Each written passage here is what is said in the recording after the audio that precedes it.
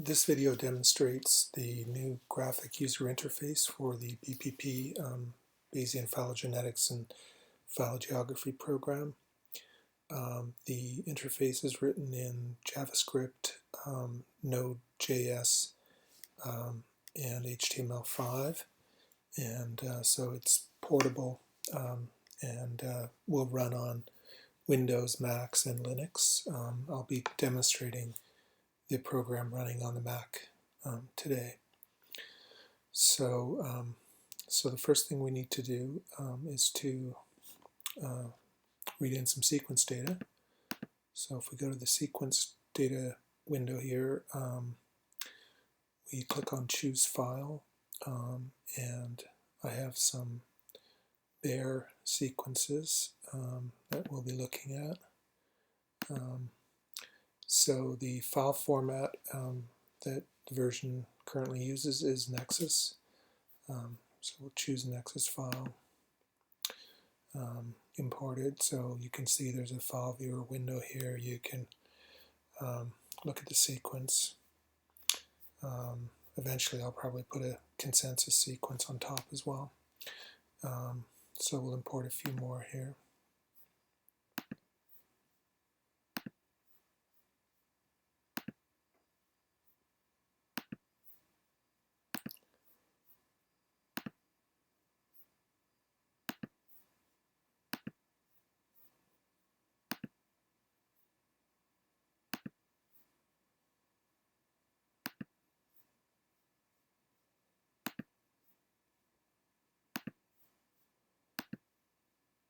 So that should do.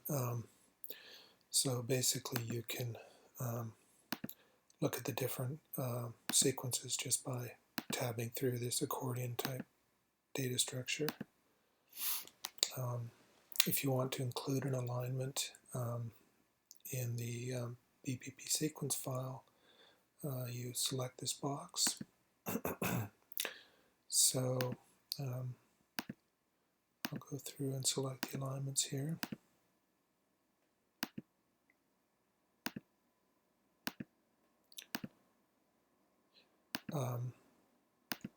You can also delete alignments. So here, for example, I'll delete the first alignment.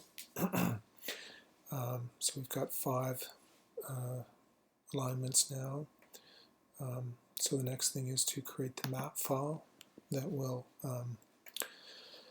assign the individual sequence names to populations. So you can see here I've got 5 alignments here, and essentially the program extracts all the unique individual sequence names from the alignments. So I've got a list here. So I need to create population names to assign the sequences to. So I'm going to first add a population here called AME.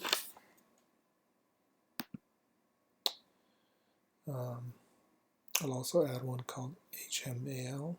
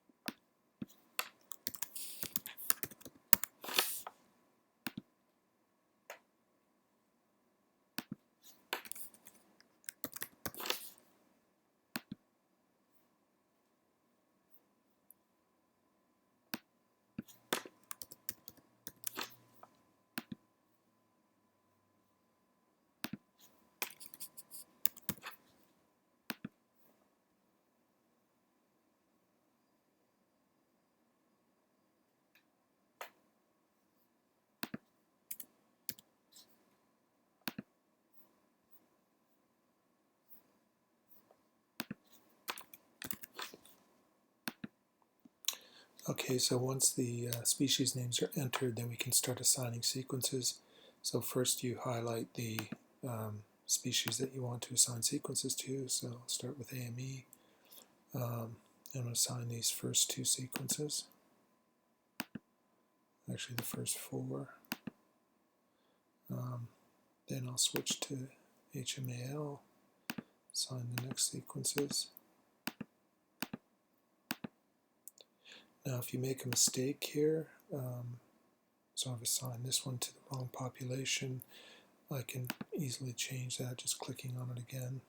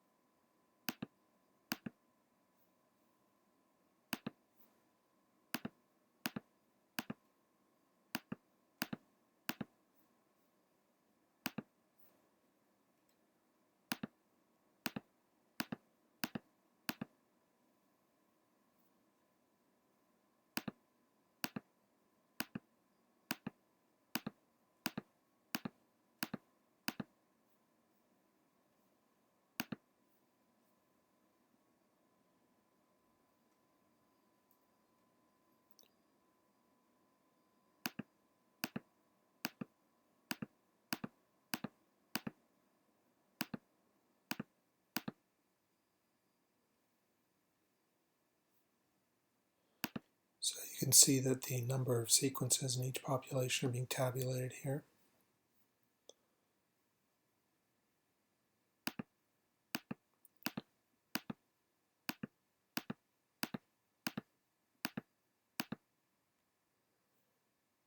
Okay, so once all the sequences are assigned to populations, then we can export the map file. So I'm going to call this bear demo.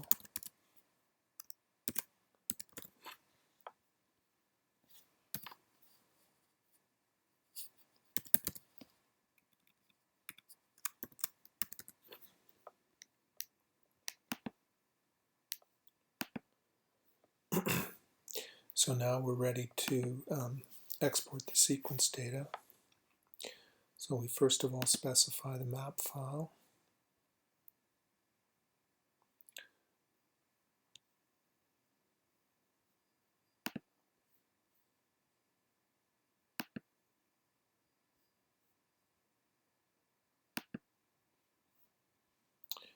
Then we specify the sequence file name. So I'm going to call this bear demo.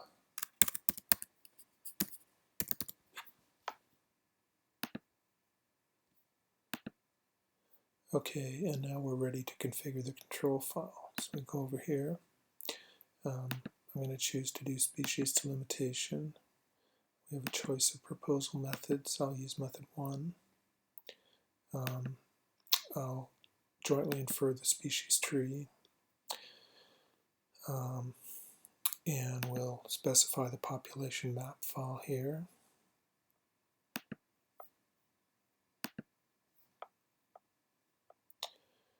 And the sequence data.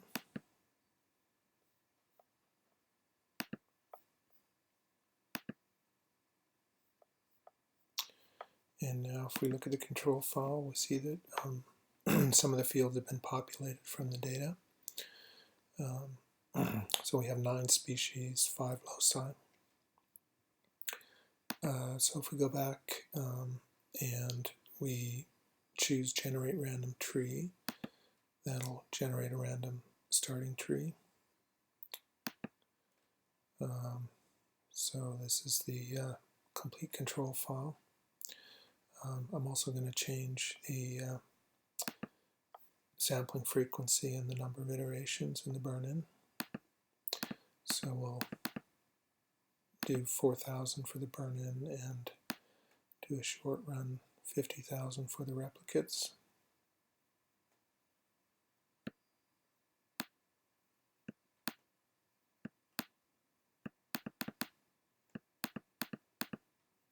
And I'll sample every 2 iterations. We'll specify random seed here. Okay, and then I have a choice of priors on the tree topology. I'm going to stick with the uniform rooted trees. Okay, so now if we look at the control file, everything looks fine. We can save the control file.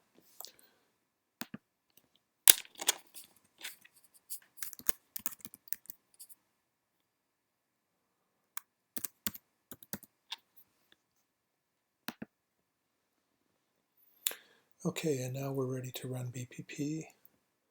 So if we go over to this screen, choose the control file that we created.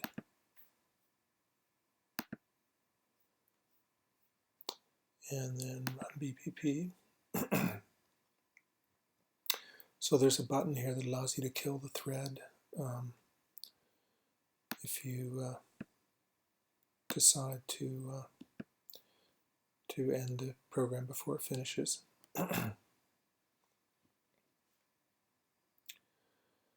So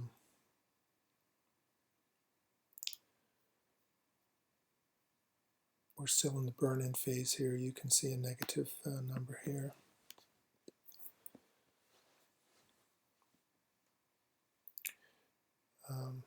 It's currently favoring about 8 species.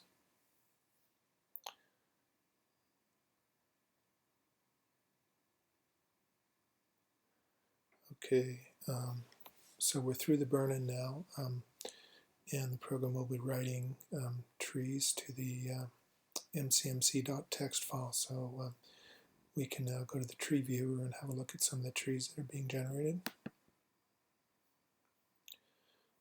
So we specify the tree file.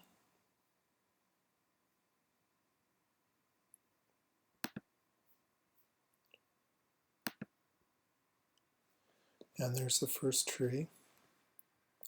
So there are 2 ways to view the trees. You can use either relative scaling, which keeps the height of the root constant, or if you turn that off, the height of the root varies, and the scaling of the tree is determined by the height of the tallest tree in the set.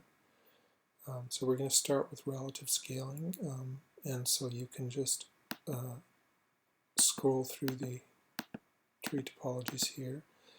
Once you've selected this button, then if you hold down the Enter key, you can go through the trees quite quickly.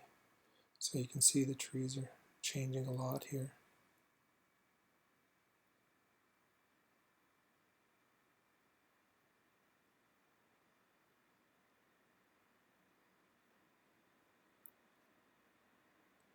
So in this case, these 2 species here are currently, or 2 populations are currently joined as a single species.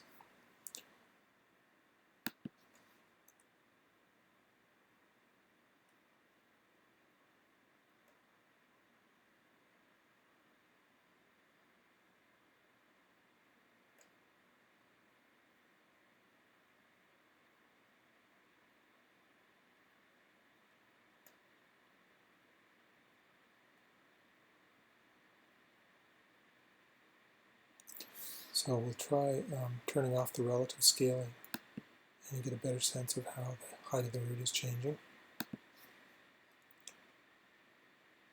So now you can see the root height is also changing quite a bit.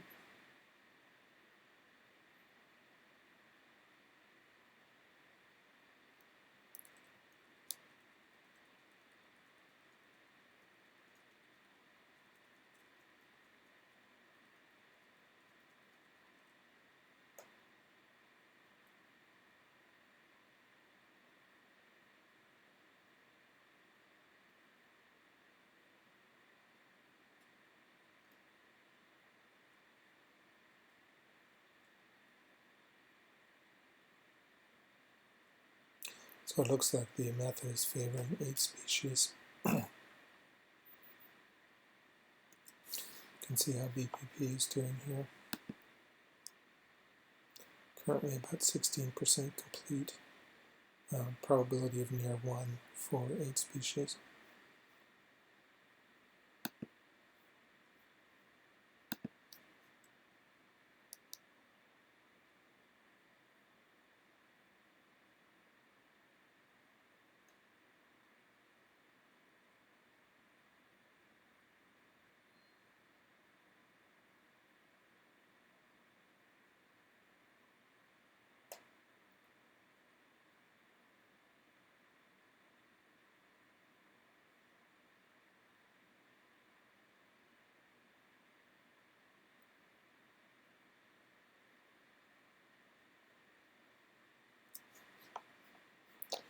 Okay, so I'm going to kill BPP before it finishes here.